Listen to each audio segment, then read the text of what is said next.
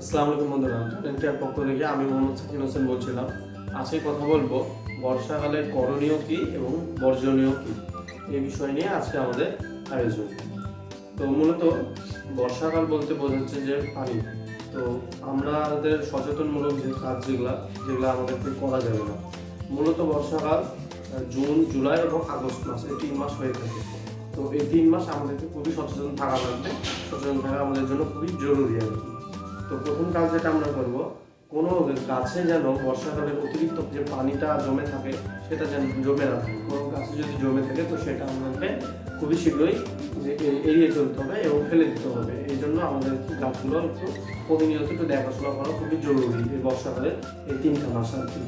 তো আমরা যদি বলি, দেখা যাচ্ছে বর্ষাকালের সময়ে পানিগুলো জমবে না, পানির জন্য যেগুলো হয় মশা আসে, পোকামাকড় হয়, এর ফলে কি হয় গাছগুলো আমাদের মারা যায় খুবই দ্রুত। তারপরে বর্ষাকালে আরও অনেক করণীয় আছে, যেমন বর্ষাকাল এই 3টা মাস, যেমন জুন, জুলাই, আগস্ট, এই 3টা মাস কোনো ধরনের মালচিং ব্যবহার করা যাবে না। মালচিং বলতে আমরা দেখা যায় শীতকালে মূলত মালচিং ব্যবহার করি। তো এই বর্ষাকালের সময়তে দেখা যাচ্ছে আমরা মালচিংটা ব্যবহার করবো না। মালচিংটা আমরা কেন ব্যবহার করবো না? মালচিংটা ব্যবহার করা হয় মূলত শীতকালে এই জন্যই, যাতে অক্সিজেনটা সঠিক পরিমাণে সরবরাহ করে গাছটি। কিন্তু বর্ষাকালে দেখা যাচ্ছে বৃষ্টির কারণে মালচিং যদি ব্যবহার করা হয় তাহলে সেটা অতিরিক্ত অক্সিজেনের মাত্রাটা বাড়িয়ে দেয়, যার ফলে ক্ষতি হয়। এখন কথা হচ্ছে যে আমরা যদি মালচিংটা ব্যবহার না করি তাহলে অক্সিজেনটা ঠিক মতো হয়তো নাও পৌঁছাতে পারে বা কম পৌঁছাতে পারে। তো মালচিংয়ের পরিবর্তে আমরা যেটা করবো, দেখা যাচ্ছে প্রথমত দেখা যাচ্ছে যদি বৃষ্টির পানি বেশি হয়ে যায় তাহলে কিন্তু দেখা যাচ্ছে মাটিগুলো বসে যাবে। গাছের যে মাটিগুলো আছে সেই মাটিগুলো কিন্তু বসে যাবে। তো বসে যাওয়ার কারণে পানিটাও থেকে যায়। তো এই জন্য আমাদেরকে আগে থেকে সতর্ক হয়ে থাকতে হবে। কেমনভাবে? যে আমরা মাটিগুলো উপর পর্যন্ত একদম দেখা যায় গাছের যে টব আছে টবটা একদম ভরে দেখা যাচ্ছে মাটিটা দিব, তাহলে ওই চিন্তাটা থাকবে না যে বসে যাবে মাটি। আর সে কারণে কি হবে, মাটি যেহেতু বসবে না শুধু পানি কিন্তু জমবে না। তবে মাটি যে ফুল ফিল আপ করে দেওয়ার পরে আমরা নিড়ানি দিয়ে অথবা কোনো ডালপালাতে একটু খুঁচে দিব, যাতে জিনিসটা একটু হোল টাইপের হয়ে থাকে। তার ফলে যেটা হবে যে অক্সিজেনের যে মাত্রাটা ওটা যতটুকু প্রয়োজন ততটুকুই পাবে, অতিরিক্ত যাবে না বা কমও হবে না। তো এই 3টা মাস আমরা মালচিংটা এড়িয়ে চলার চেষ্টা করি। এবং বর্ষাকালে দেখা যায় যে আমাদের বিভিন্ন ধরনের সমস্যা দেখা দেয়, যেমন বাদামি রঙের হয়ে থাকে ডালে অনেক সময়। তো ওটাকে বলে সাইটেড। তো ওইটার জন্য আমাদেরকে যেটা করতে হবে করণীয়, ওইটার জন্য আমরা ডালগুলো কেটে দেবো। বিভিন্ন ধরনের স্প্রে আছে, সেগুলো ব্যবহার করতে পারি আমরা। তো ডালগুলো কেটে যেটা দিব আমরা, সেটা আমরা কখনোই গাছের আশেপাশে ফেলে রাখবো না। দেখা যাচ্ছে অনেক সময় পাতায় বা ডালে যেগুলো হয় আমরা কেটে গাছের আশেপাশে ছড়িয়ে ছিটিয়ে রাখি। তো সেটা আমরা ছড়িয়ে ছিটিয়ে রাখবো না গাছের জন্য, সেটা অনেকটা মারাত্মক বা ক্ষতিকর হতে পারে। তো সেটার জন্য আমরা করবোটা কি? আমরা যেটা করবো, যে জিনিসটা দিয়ে আমরা কাটবো, কাঁচি কাটার যেটাই হোক, যেটা দিয়ে আমরা ডাল বা পাতাটা কেটবো, প্রথমত তো ডাল পাতাটা একদম বাইরে ফেলে দেবো। এবং যেটা দিয়ে কাটবো সেটা দিয়ে যেন অন্য কোনো ডাল বা না কাটি। আর যদি কাটার হয় তাহলে সেই জিনিসটাকে প্রথমত ভালোভাবে ধুয়ে নিতে হবে, এবং ধুয়ে নেওয়ার পরে সেই জিনিসটাকে কাটতে হবে আমাদেরকে। তাহলে দেখা যাচ্ছে সে রোগটাই আর ছড়াবে না। আর সেটার জন্য দেখা যাচ্ছে যে অনেক ধরনের যেগুলো পোকা টোকা হয়ে থাকে সেগুলোর জন্য আমরা ব্যবহার করতে পারি, যেমন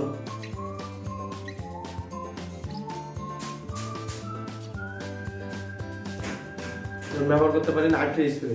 মূলত বর্ষাকালে দেখা যায় যে মাছি পোকাটা আমাদের অনেক বেশি পরিমাণে হয়ে থাকে, তো সেই কারণে আমরা নাইট্রেট স্প্রে ব্যবহার করতে পারি।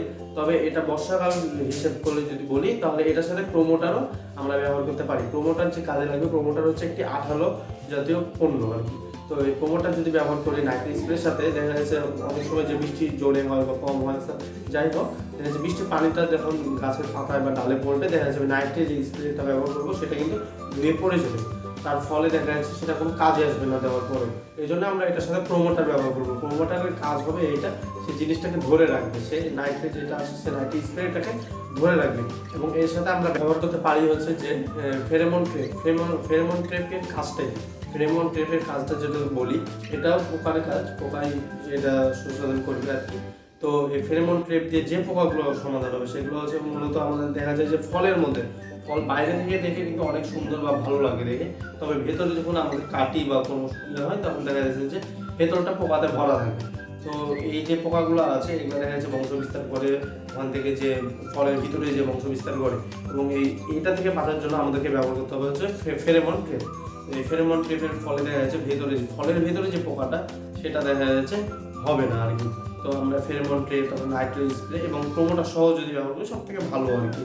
যার ফলে যে আপনার গাছের ফল যেগুলো আছে সেগুলোতে ছোট ছোট তারপরে দেখা যাচ্ছে যে পোকার কথা যেটা বললাম ওইগুলো দেখা যাচ্ছে হবে না আর কি।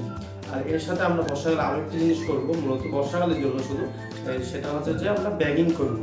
আপনি ব্যাগিং দেখা যাচ্ছে প্রত্যেকটি অনলাইন প্ল্যাটফর্মেও পাওয়া যায়, সেটা কিনতে আপনার দেখা যায় কিনে সেটা দেখা যাচ্ছে সেখান থেকে ব্যাগিং করতে পারেন।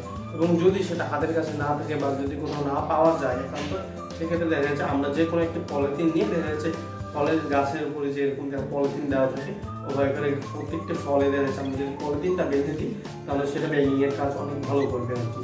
যার ফলে দেখা যাচ্ছে সেটাতে কোনো মাছি টাছি বসতে পারবে না, উপর দিয়ে আসবে। তারপরে দেখা যাচ্ছে পোকামাকড় আক্রমণ থেকে বাঁচা যাবে। অতিরিক্ত বৃষ্টির মাত্রা যেটা পুকুর হয়ে পড়ে এবং বাদামি রঙের যে অ্যাট্রাক্টারগুলো দিয়ে থাকে যেটা সাইট্রাইট বলে থাকি, তো সেই অ্যাট্রাক্টগুলো থেকে আমরা বেঁচে থাকতে পারি।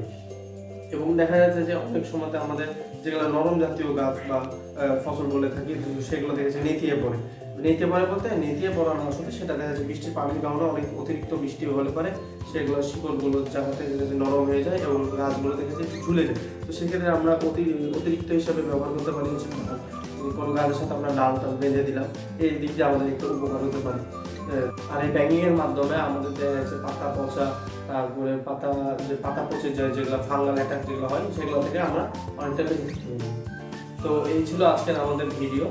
তো আশা করি সবাই ভালো আছেন, সুস্থ আছেন এবং এই কৃষি সংক্রান্ত তথ্যগুলো জানতে আমাদের চ্যানেলকে সাবস্ক্রাইব করে রাখুন। অসংখ্য ধন্যবাদ।